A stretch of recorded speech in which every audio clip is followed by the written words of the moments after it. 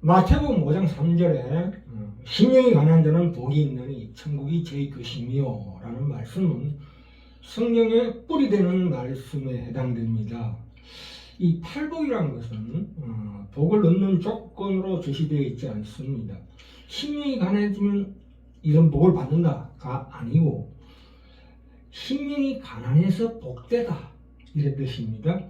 그 복된 상태에 있다는 증명, 그 증거가 바로 심령이 가난한 거예요. 일반적으로 행복이라는 것은 뭐 희열에 빠지는 걸 행복이라고 그러고 복이라고 그러는데, 그러나 거기에는 내 자신에 대한 날카로운 자각이 없습니다. 마치 마약 먹은 것처럼 알딸딸한 거, 그런 거 아닙니다. 자의식을 마취시키는 거, 그것이 행복이 아닙니다. 우리의 내가 강 같은 평화가 흐른다. 그것은 사실 초신자 때나 하나님께서 허락하시는 은혜고요. 그러나 한 걸음 더 들어가면은 드디어 심령이 가난해지는 그런 체험을 하게 됩니다. 이제 비로소 인간이 자신을 지으신 하나님, 창조주 하나님, 진리와 거룩을 요구하시는 하나님에 대한 감각을 하게 됩니다. 하나님 앞에서는, 내가 하나님 앞에서는 서 있다는 날카로운 인식을 우리에게 계속 받게 하는 것이, 그게 바로 우리가 복이라고 얘기하는 것입니다. 내가 나라는 존재의 그 원형, 본체이신 하나님 연전에 서 있다는 인식을 우리에게 계속 발동시키고 있습니다. 이제부터 이제 영혼을 준비하게 되는, 말하자면 첫 시작이죠. 자, 이 말씀을 한번 더 봅시다.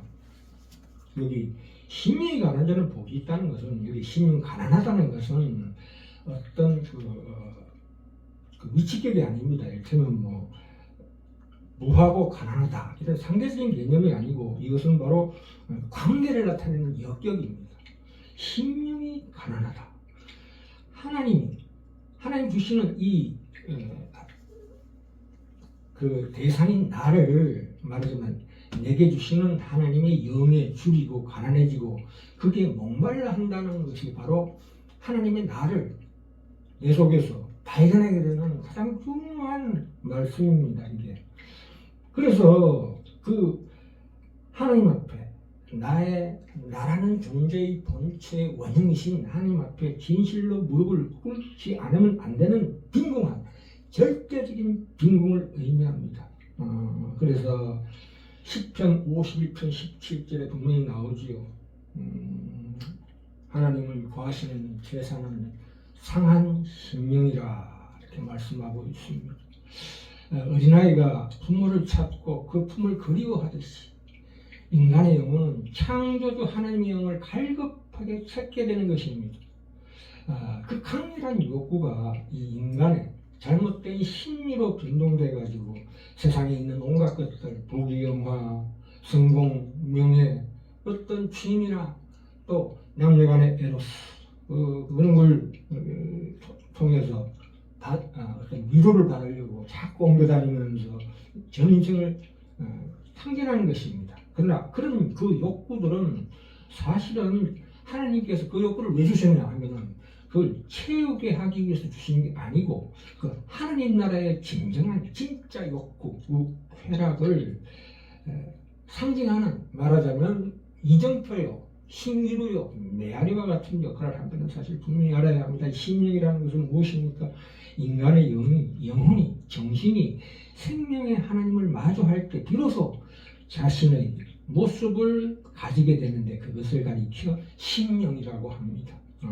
그 인격적 존재, 하나님과 나의 인격적 존재,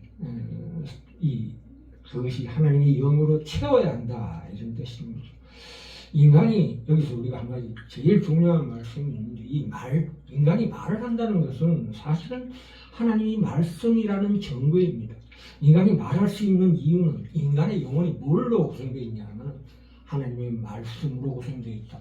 말하자면 영혼이 그 속에 말로 되어 있다 이렇게 이해하시면 합니다. 인간이 말한다는 것은 배우지 않습니다. 물론 언어는 못 쓰지만 말한다는 그 능력은 하나님이 주신 거예요. 그래서 이 특정 언어를 배워서 자기 자신을 표현하게 됩니다. 우리가 그러니까 인간이 말한다는 것은 하나님의 말씀을 하는 것이 아니지만 심령으로 하는 말이기 때문에 오히려 이미 받은 말은 본받는 행위다. 본떠는 행위다. 모방하여 말하는 것으로서 받은 말을 모국어로 말하는 것입니다.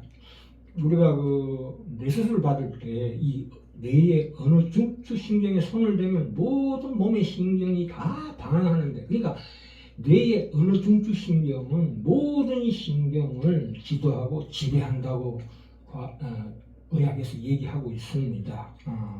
우리가 신앙 고백들이죠. 이 입으로 말로 신앙 고백들이 있는데, 이 신앙 고백은 인간을 창조하신 하나님을 고백하는 것입니다. 여기서 문제가 되는 것은 이 창조의 개념인데, 이 창조라는 보통 우리가 창조라고 그러면 하나님이 어떤 것을 만들었다고 이해하는데 그것은 옳지 않습니다. 이런 이해는 인간의 제작, 하나님이 인간을 제작하셨다는 개념으로 유추해서 하나님의 인간 창조를 이해하려는 세속적인 생각입니다. 하나님이 인간 창조를 전적으로 영적으로만 이해될 수 있는 것입니다. 하나님은 말씀이기 때문에 하나님의 인간 창조도 말씀에 의한 창조입니다. 하나님이 인간에게 말씀하셨다는 것을 의미하는 것인데, 그러면 하나님이 인간에게 말씀하셨다는 것은 무엇을 의미하는가 하면 출애굽기 3장 14절에 나오지요. 하나님이 모세에게 이르시되 나는 스스로 있는 자니라. I am that I am who I am.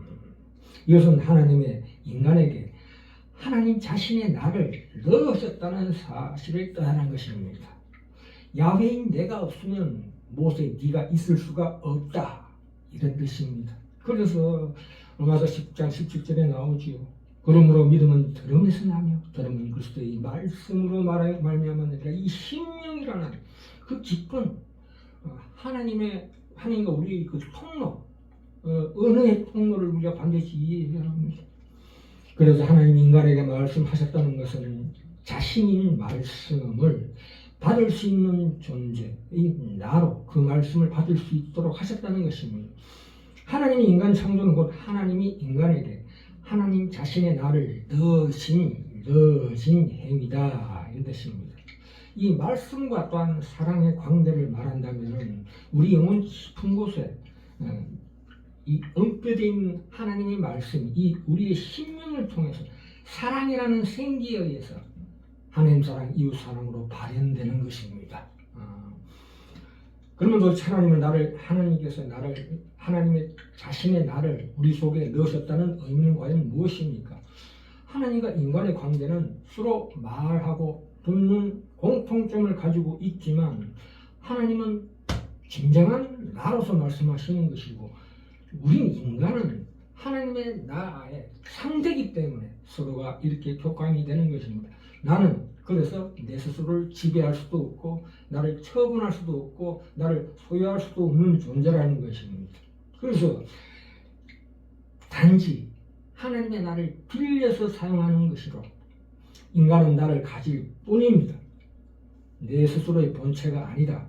스스로 나이지 못합니다. 다시 말해서 내 영혼, 물론 육체도 마찬가지죠. 나의 주인이 될 수 없다. 그것은 여기까지나 하나님 주인이시다. 그래서 인간의 영혼을 가질 때에 살다 죽다로 의미합니다. 살아났다는 것은 바로 이 심령이 가난하다. 심령이 가난하다는 것에서 확 드러나는 거예요. 영혼을 소생시켜 주신 하나님의 자신을 우리 안에 집어넣으시고 우리 영혼을 깨우주신 그 첫 정상이 영혼을 소생시켜 생명을 주신 그 감각이 바로 심령이 가난하다는 뜻입니다. 그래서 느끼죠. 나의 무력감, 나의 가난함을 뼈저리게 느껴서, 그러나 그렇다고 그걸로 끝나지 않고 결국 하나님이 내 삶을 책임지고 인도해 주신다는 분명히 깨닫게 되는 이 심령이 가난한 복이 있나니라는 말씀에 중요성이 있습니다. 결론입니다. 여기서 심령이라는 것은 인간의 말, 언어가 형성될 때 심령이라는 말이 주어집니다. 하나님으로부터 온 말씀이 내 안으로 들어와서 내 안에서 만들어지는 말로 만들어집니다. 그게 창조죠.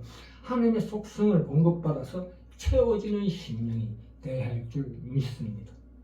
심령이 가난해짐으로 말미암아 하나님의 속성을 공급받아서 채워지는 심령으로 말미암아 잃어버린 나를 찾아가는 여정이 이제 시작된다 이런 뜻입니다.